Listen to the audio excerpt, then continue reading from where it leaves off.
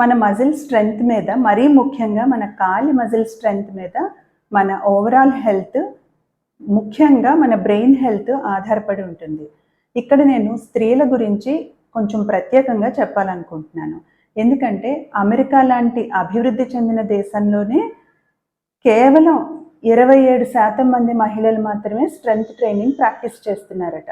మరి మన భారతదేశం విషయానికి వస్తే ఈ పర్సంటేజ్ ఎంత తక్కువ ఉంటుందో మీరు ఊహించుకోవచ్చు.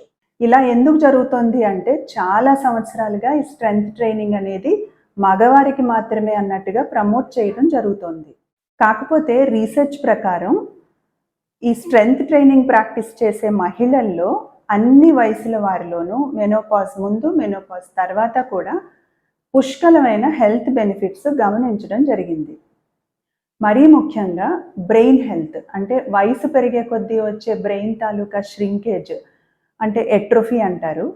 దానివల్ల వచ్చే మెమరీ ప్రాబ్లమ్స్ ఈ స్ట్రెంగ్త్ ట్రైనింగ్ చేసే వారిలో మిగతా వారితో పోలిస్తే చాలా తక్కువగా ఉన్నట్టు గమనించడం జరిగింది. ఇప్పుడు అర్థమైంది కదా, మన మజిల్ స్ట్రెంగ్త్ ఎంత ఇంపార్టెంటో, స్ట్రెంగ్త్ ట్రైనింగ్ మనకి ఎంత అవసరమో. మరి ఆలస్యం ఎందుకు? మహిళలందరూ ఈ స్ట్రెంగ్త్ ట్రైనింగ్ని మీ లైఫ్ స్టైల్లో ఒక భాగం చేసుకోండి.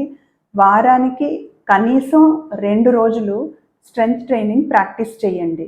ఎక్కువ కాలం ఆరోగ్యంగా, ఆనందంగా, మంచి బ్రెయిన్ హెల్త్తో, ఎంత వయసు వచ్చినా ఎవరి మీద ఆధారపడకుండా ఇండిపెండెంట్గా ఉండడానికి ఒక పాత్ క్రియేట్ చేసుకోండి.